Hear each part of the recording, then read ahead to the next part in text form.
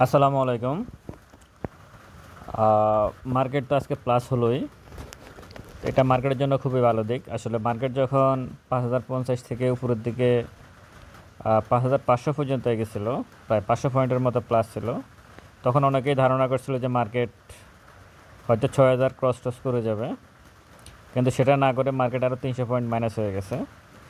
আর যখন মাইনাস হয়ে গেছে তখন আসলে সব কিছু এলোমেলো হয়ে গেছে। কেউ আসলে দিশাই পায় নাই যে কোন শেয়ার কিনবে, কি করবে না করবে, কারণ সবগুলো শেয়ারেরই দাম কমে গেছে, আগের তুলনায় আরও বেশি দাম কমে গেছে। 5085-তে শেয়ারটার মূল্য ছিল, যে দাম ছিল 5383, 283, সে শেয়ারটা কিন্তু ওই দামেই চলে আসছে। এটা একটা ইন্ডেক্সের কোনো একটা মানে সমস্যা হচ্ছে। ইন্ডেক্স কারসাজির কোনো ব্যাপার আছে কিনা জানি না। ইন্ডেক্স যেভাবে বাড়ে শেয়ারের দাম সেভাবে বাড়ে না, কিন্তু ইন্ডেক্স যেভাবে পড়ে শেয়ারের দাম তার থেকে আরও বেশি দ্বিগুণভাবে কমে যায়। এটা একটা মার্কেটের এই জিনিসটা কেন হচ্ছে বোঝা যাচ্ছে না। যাই হোক, আশা করি পুরো পুরো ভিডিওটা আপনারা শুনবেন।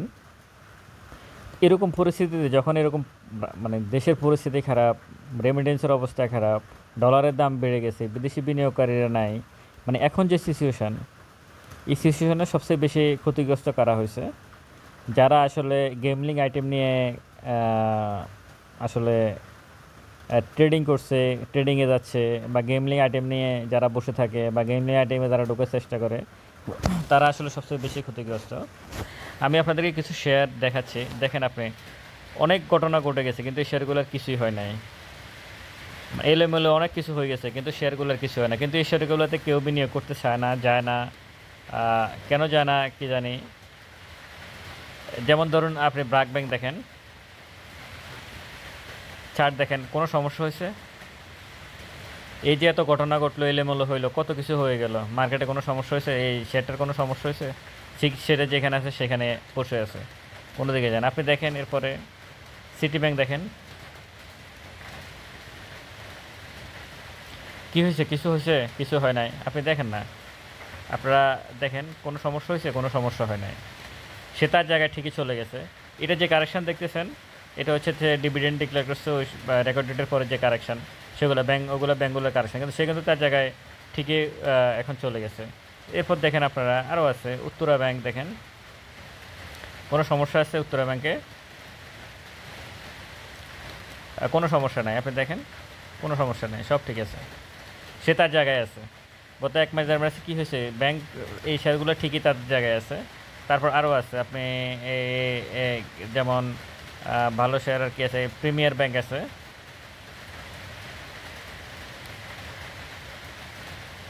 কোনো সমস্যা আছে প্রিমিয়ার ব্যাংকের চার্টে? কোনো সমস্যা নাই, সে যেখানে আছে সেখানে আছে। আপনারা যেটা নিচে দেখতেছেন পড়ছে, প্রতিটা ব্যাংকের ক্ষেত্রে একই রকম দেখতেছেন, নিচে পড়ে গেছে। ওটা আসলে তাদের ডিভিডেন্ড ডিক্লেয়ার করছে। প্রিমিয়ার ব্যাংক কত পার্সেন্ট ডিভিডেন্ড দিয়েছে? 12.50%। তার শেয়ারের দাম মাত্র 9 টাকা।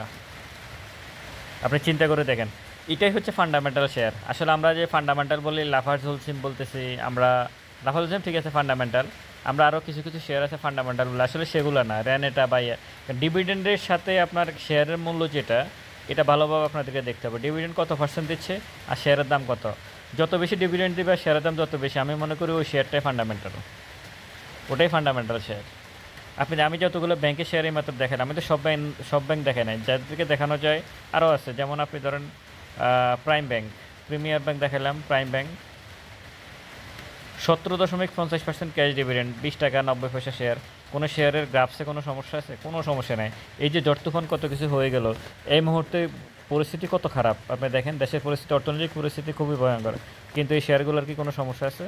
কোনো সমস্যা নেই। এই ব্যাংকগুলোর কি কোনো সমস্যা হচ্ছে? কোনো সমস্যা নেই। কিন্তু আপনি দেখেন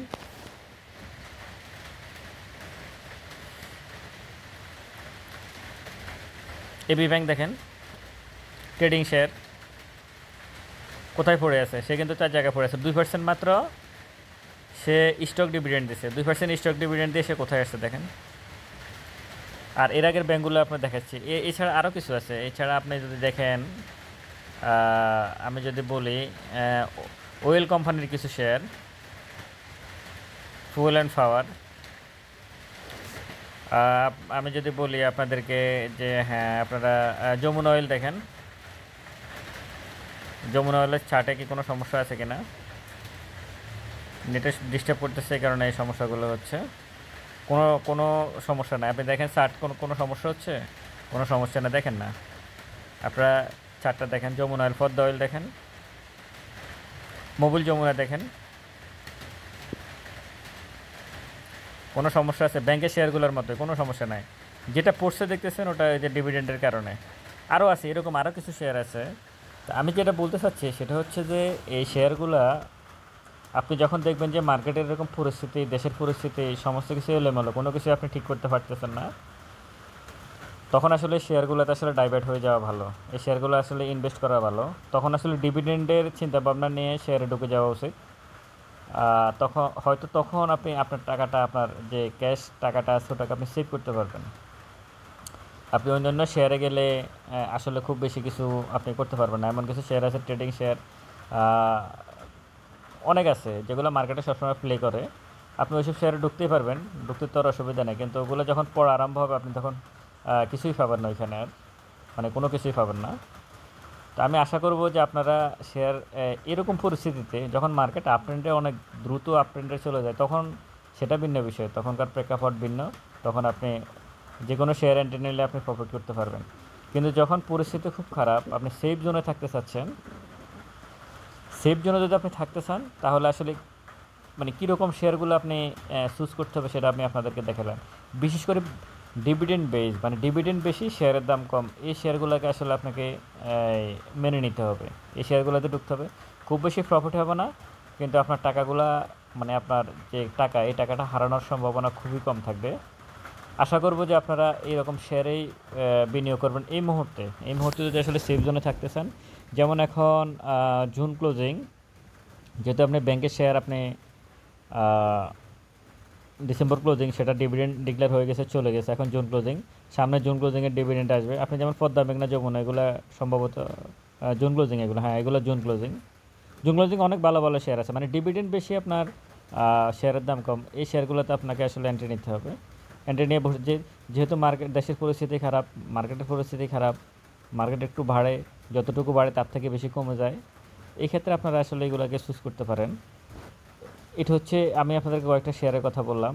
আর বিনিয়োগকারীদের আস্থা মার্কেট ফেরাবে কিনা এটা আসলে বলা মুশকিল, কারণ এখানে হ্যাঁ ফিরতে পারে। যেমন দেখা গেছে যারা শেয়ারগুলো মার্কেট ফালাইছে তাদেরকে তো মার্কেট তুলতে হবে। এটা প্রতিদিনই বলি যে মার্কেট না তুললে তারা আসলে প্রফিট করতে পারবে না। এখন যে অবস্থা আছে এই অবস্থায় তারাও লসে আছে, আমি আপনি যেরকম লসে আছি তারাও আছে। তো এখান থেকে আসলে হয়তো ভালো কিছু হয়তো হতে পারে, যেহেতু আজকে ভালোই একটা পয়েন্ট আপ হলো। আশা করি যে সামনের দিনগুলোতে, আগামী সপ্তাহ ভালো একটা মার্কেট দেখতে পাবো। আশা করি যে আগের যে এখান থেকে মার্কেট পড়ছে তার থেকে উপরে চলে যাবে, হয়তো ইন্ডেক্স 5500 উপরে চলে যাবে, এটা আমরা আশা করতেই পারি। তো আপনারা আসলে ভালো শেয়ার দেখে বিনিয়োগ করবেন, মার্জিন নিয়ে কোনো বিনিয়োগ করবেন না। সেফ জোনে কীভাবে থাকবেন, নিজের টাকা নষ্ট না হবে, এই শেয়ারগুলো নিয়ে কিছু কথা বললাম। ভালো থাকবেন সবাই, আসসালামু আলাইকুম।